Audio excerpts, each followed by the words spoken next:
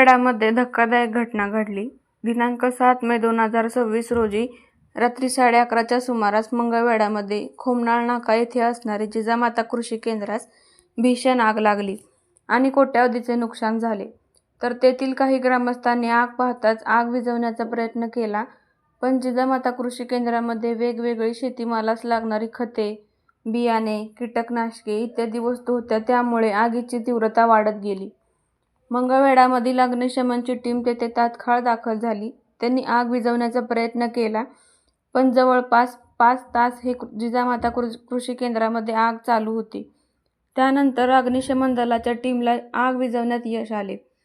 जिजामाता कृषी केंद्राचे मालक प्रदीप खांडेकर हे मंगळवेढा तालुक्यातील भोसे गटाचे नूतन जिल्हा परिषद सदस्य आहेत. जिजामाता कृषी केंद्राचा विस्तार हा मंगळवेढा तालुक्यापुरताच नव्हता, तर संपूर्ण सोलापूर जिल्ह्यामध्ये होता.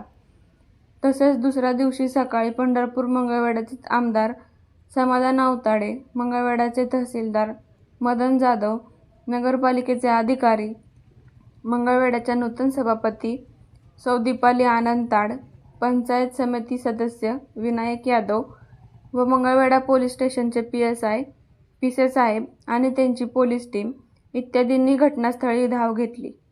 आमदार समाधान आवताडे यांनी जिजामाता कृषी केंद्राची संपूर्ण पाहणी केली आणि प्रदीप खांडेकर व त्यांच्या वडिलांना दिलासा देण्याचा प्रयत्न केला. त्यावेळी प्रदीप खांडेकर यांचे अश्रू अनावर झाले. ही घटना कशामुळे घडली हे अद्याप कळले नाही, पण त्यांचा असा अंदाज आहे की ही घटना शॉर्ट सर्किटमुळे झाली असावी.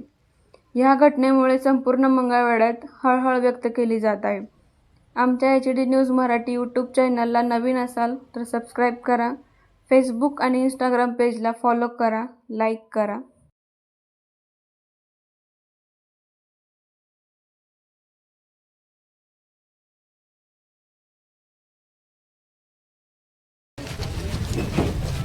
फायर फायटर कोण आहे?